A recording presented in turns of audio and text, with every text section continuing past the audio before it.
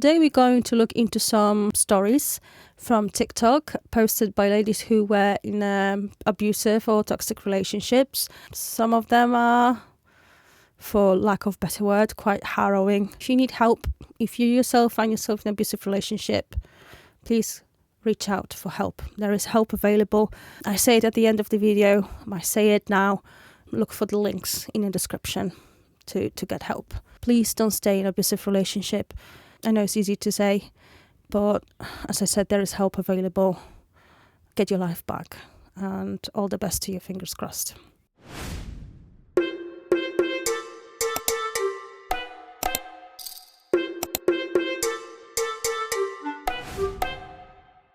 Let's listen to the very first story. Things that my ex has done, but I still stayed. Starting off strong, my ex used to wet the bed pretty much every single time he had a drink. On the first occasion that he'd done this, he actually made me go downstairs, get him a drink of juice and bring it up, and then he pretended to spill it on my bed, and then he blamed that it was on the juice, but later obviously I found out that he was a chronic bedwetter. Oh God, she started strong. Yeah, I can see why he would find it very hard and difficult for him to admit that he was wetting the bed, but then making her to go downstairs and get that juice to cover his tracks. Okay. There was also another time as well where he literally kicked me out at about 12 a.m. in the middle of the night when it was literally snowing, freezing. I had a little denim jacket. The reason he kicked me out was because his older brother was back home from wherever and they were engaging in drug talk. They were talking about drugs. I am someone who has never liked drugs, hate the topic of it, therefore I'm not going to engage in the conversation with it. He was annoyed that I wasn't engaging in the conversation about this, even though he knew how much I disliked them. Yeah, so he was pissed off that I wasn't engaging in drug talk with him and his brothers, so he kicked me out of his house. How he initiated was, why do you not like my family? So many red flags. He's a big kid, isn't he? Not only he's wetting his bed still, and now having a problem that you don't want to engage in conversation about something you don't agree with. Another shitty thing that my ex done was cheated on me on New Year's Eve before picking me up for a countdown, and also in that time, I don't want to specifically say what I was going through, but oh my God, that is the worst thing you can do to someone when you're going through such a horrible time in relation to their health, their body, their mind, everything. Like, it was serious. And I was going through that, and I thought at the time, oh my God, like, he's so lovely, like as if he's come to like pick me up and take me to the fireworks down the beach for the countdown, when literally like half an hour before that he was shagging someone in the back of his car. Oh God. So essentially you physically probably weren't able to engage in any sexual activity and he decided to get it somewhere else. How progressive of him. To add on to that as well, when I found out 9 months later, because his friend's girlfriend at the time told me on a night out whilst we were on a double date with my friend and her boyfriend, when I told my friend that he cheated on me, he then intervened and was pushing me, shouting at me, saying, you don't believe in our relationship, you don't believe in me, and all this stuff, like proper gaslighting me 101, manipulating me, shouting at me, screaming at me, pushing me in a car park. Like, sorry? Are you mental? And then following on from that, silly me because of the people that were around me at the time. Honestly, I've seen so many videos to which other people like me were, reacting to, where cheaters, for example, were caught red-handed and they are putting the tantrum. They making a massive scene about it, like they are victims in this situation. Or like in case of this TikToker, he's just gaslighting her, as she said, right into her face and making a scene out of this. What is it like? Is there any psychological term for this? Maybe any one of you knows, because I'm baffled. Honestly, I'm baffled. I don't know why people do that.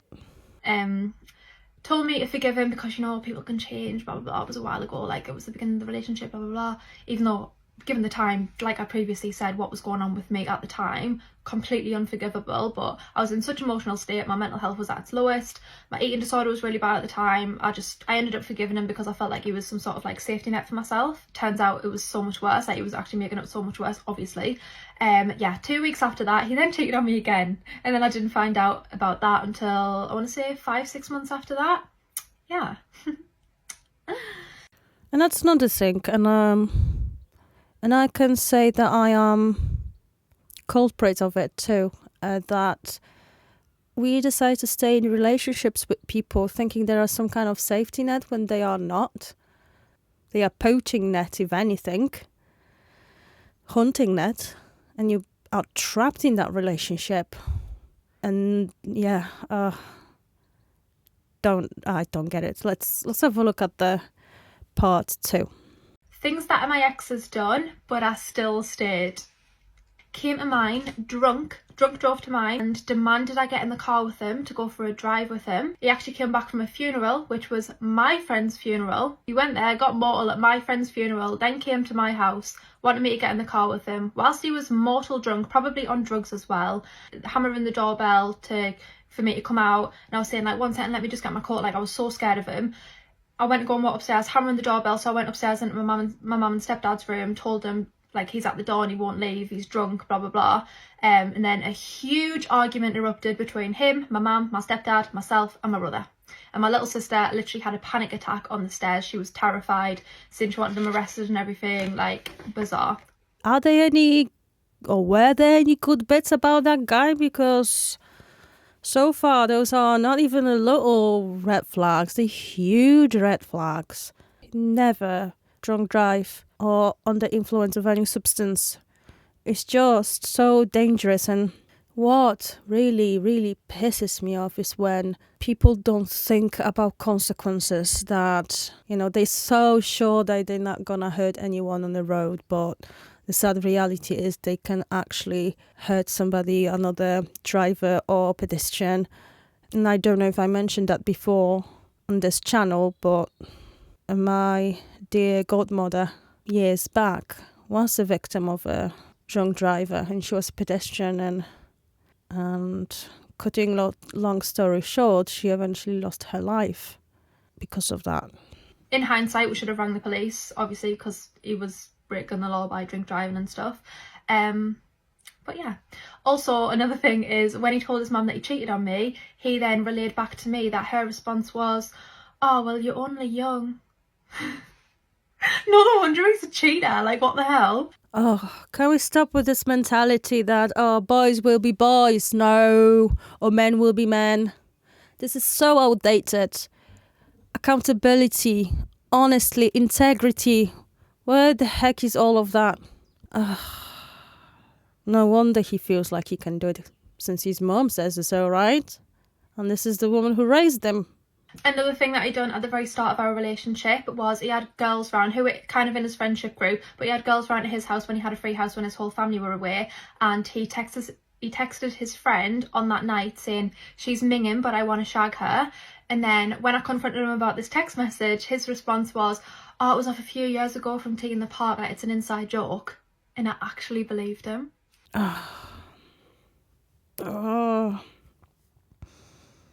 She's minging, but she's got a hole, so I'm gonna shag her anyway. It doesn't matter how she looks like, you know, she's just a thing to shag. Get yourself a doll. It's people, human beings you're talking about, mate. Also, when we used to go for meals with his family, I used to have really bad social anxiety, so I was quite like in my shell, and when his dad would ask if I'm okay, his mum used to get really jealous. And one time he was like, "Are you okay, Naomi?" And I was like, "Yeah, thank you, are you?" She looked at us both and then looked at him and went, "Yeah, I'm fine. Like, are you actually mentally alright?" Oh my god, is she one of those, what is it, that very popular trend nowadays on social media, mummy's boys? The mums who could just marry their own sons. It's borderline. No, it's not borderline. It's disgusting. She used to say really like nasty comments and stuff about us, or like make us feel stupid and stuff. Like obviously I'd maybe told that person at the time about my struggles with like bulimia and things like that. And she used to, like, if it was just us in the kitchen, if I was like walking by, she'd like stop me in the kitchen and be like, do you think you're fat? Like, sorry girl, like shut up. But yeah, and just like make comments about my body and stuff. Oh my god, girl, I feel so sorry for you. Obviously there is a eating disorder there in place, so clearly you've got self-esteem issues. I do too, like, not that I'm judging, nothing like that. It's just listening to those examples, how toxic the ex was. How much we allow people to just walk over us just because we don't want to be alone and want to be loved. But that's not love. This is just false sense of security that we're fooling ourselves with. So sad. At the very end of the relationship, thank God, I was mentally distancing myself, so I was still kind of seeing him. Honestly, it was like my first serious relationship. It's not just easy to just walk away and leave it at that. So I was still, he wasn't welcome in my house. I didn't want to go to his house because of what his mum had said about him cheating on me. So we were going for like little getaways to like lodges, hotels, things like that. And he then, for some random reason, even though we literally went 50-50 on everything, even though I was a student and he had a full-time, well-paid job, he started then going around telling everyone that he's paid for all these getaways and stuff. Like, that's not a flex. You literally cheated on me. And second of all, it's not true. And then the last straw was everyone. Honestly, this mother of his raised him to typical patriarchy standards where man is allowed to do what the heck he wants, woman is just an accessory, a slave, a whore, and he's there to provide. And when he can't provide, he's just gonna lie about it, because why not? Who's gonna say otherwise? At this point, the last straw was I went out with 3 of my friends and we ended up in a place called House of Smith in Newcastle. I'm not sure if that's still a thing now, but yeah, we ended up in there and he was picking us up, and yeah, we were in there and he was like waiting outside to come pick us up. So then we went outside and he had a go at me, started arguing and shouting at me, saying you weren't in there, I was in there. Bear in mind, he hadn't had a drink. He was literally parked outside in his mum's car. Yeah, so he'd gone in there to try and look for me, to try and like maybe spot me with other boys or whatever. Even though at this point I wasn't even actually in a relationship with him, he actually went in there looking for me, and the stamp was literally. And then on top of everything else, to add to the pile of red flags, he's a control freak and a fucking stalker. You're not even with him anymore. On my hand, or the wristband, whatever, no, it was the stamp. And I was like, I clearly have, like, I've got the stamp, like I was in there. Like, went mental, and then my friend was arguing with him, and then he pulled over. Yeah, it was a mess. Honestly, it was a mess.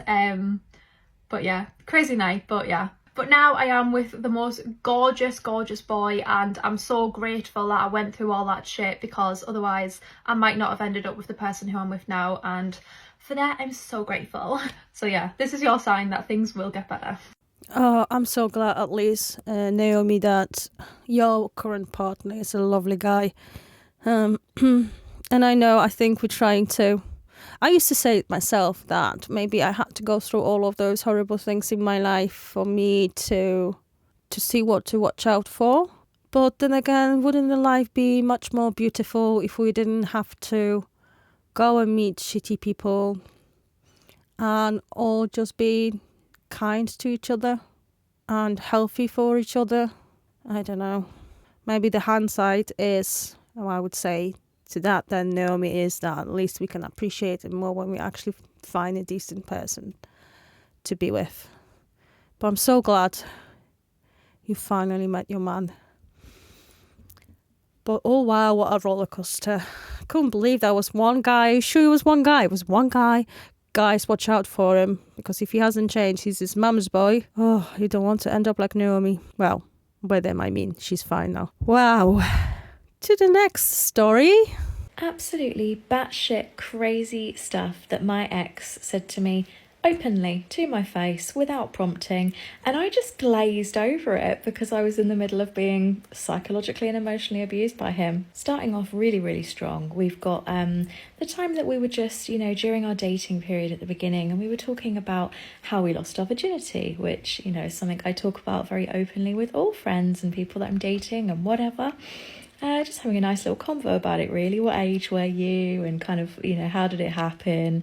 He proceeds to tell me that... Yeah, quite wholesome. If the guy you talk to is quite normal about it, he's not going to have a problem as long as you're not going over and dwelling over your exes and talk about your sex life with them, because it doesn't matter if you're a man or a woman, you will be feeling comfortable regardless. That he was a little bit older. He was about 21.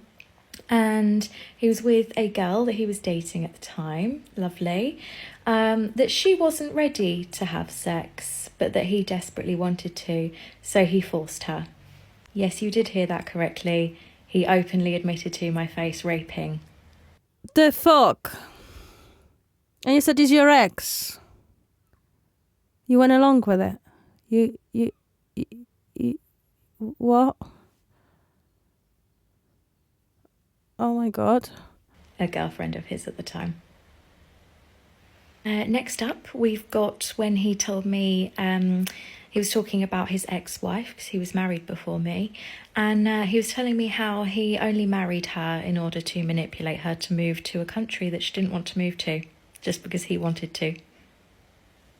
He told me openly that he hoped by marrying her...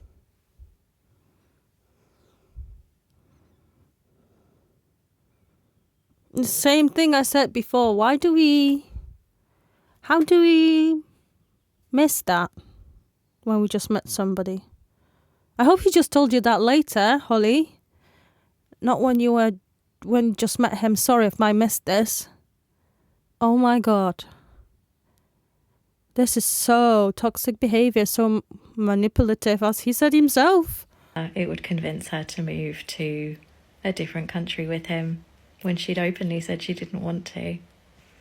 Bringing it down just a slight notch from there, we've got the fact that only a few months into our relationship and sort of dating, he kept saying to me over and over again how he just really wanted to put a baby in me so that I was his. I'm saying, but we're in a relationship, we're together, you've already got me, it's, No, he desperately wanted to put a baby in me, was his words, so that I would be fully his. We've then got the time... Again, what outdated thinking is this? Because I have a child with you, I'm now your property and my child is? What is happening? What is happening? Time where he openly admitted to pushing me and pushing my boundaries and pushing me to my limits, just to see how far he could push me and what he could get away with. Yeah, he did tell me that to my face at one point. And very closely related to that one, we've got the time where he told me that he lies in arguments just to win, just to beat me, because he just... I know I've said it before. It's very easy to throw labels, but I'm going to anyway. Either he's a narcissistic or some kind of psychopathy / sociopathy spectrum somewhere there. Too much of a manipulation and lack of self-esteem, because he clearly needs to do some additional things to assert his power, his sense of being, ownership. Even he needs to win every argument, and he lie in it just to win the argument. Oh man. Wants to beat me. And last, but absolutely not least, we have got the fact that he told me over and over again that he fucking hated my dog. His words, not mine. That he absolutely fucking hated him. And before anyone even... By the way, if you're hating my dog or my cat, you can fuck off. You're not welcome in my life. and fucking comes for me in the comments. I was being psychologically and emotionally abused real bad, like really, really bad, by a true narcissist. So, yeah. There you go. She said that. She must have found out that he actually is a narcissist. Yeah, I know it's so easy to judge when you're not in the situation, but somehow these people have some magical ways of wiggling into your mind, being all charming and charismatic, and throw some random comment or statement in the middle of something else that you don't pay attention to it, like she didn't. Especially when they just met and, talking about entrapping his ex-wife so she moves into a different country she didn't want to move into. Oh, I'm so sorry, Holly. I'm happy that you out of this toxic narcissistic relationship. Honestly, each video I watch is just getting worse. I'm terrified. Watch out for yourselves there, ladies and gents. Please. Just please learn about those red flags. And I heard a sentence somewhere. I don't know who said that, but believe when people tell you that they are not good partners, they are not suited for relationships, or give you straight answers and inclination that they are toxic when you first meet.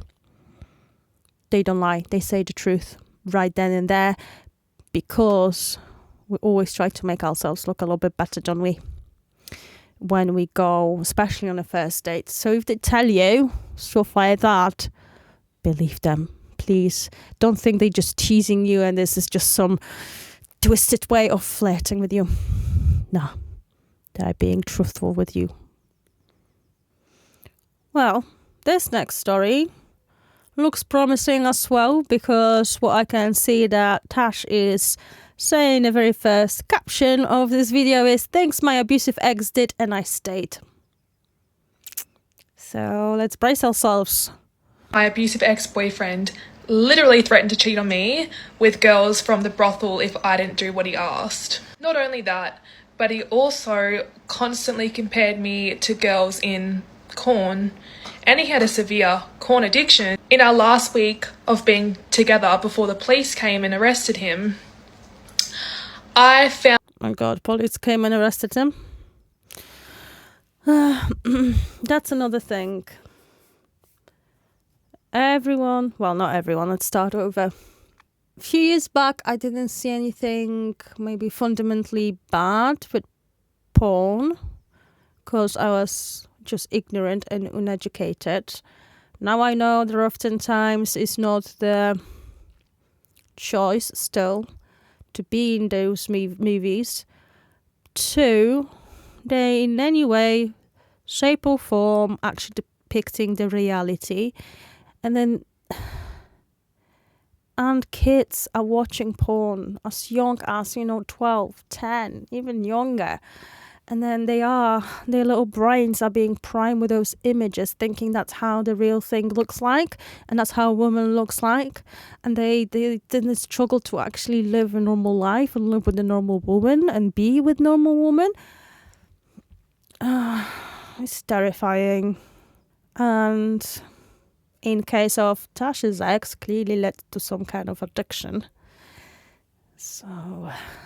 found in his phone corn of people sleeping with deceased bodies.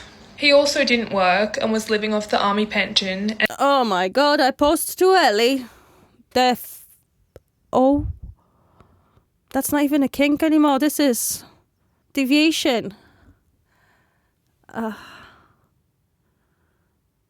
my, this is disgusting. Oh my. I'm speechless. I literally don't know what to say to this.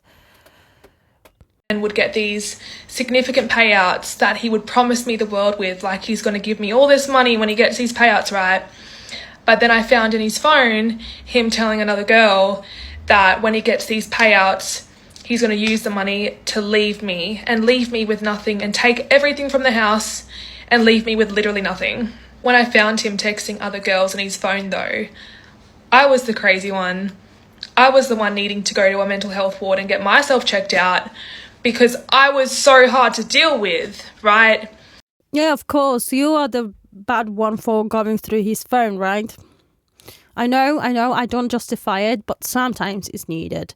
Too many times we heard the stories that, the partner who is being cheated on had the feeling that something is not on and they are being cheated on, and it came through as the truth. So I'm sorry, I'm not gonna be getting angry with anybody going through their partner's phone. I myself am open book. If my partner wants to go and look in my phone, look through my phone, have at it. I've got nothing to freaking hide. Because I couldn't be dishonest with him. Not a chance. Yet he was cheating on me and somehow it was still my fault. He constantly told me he wished I was skinnier and if I didn't lose weight, he would leave me. Every time he would come home from the gym, he would say things like, oh my God, you must be hating me that I'm stopping so often.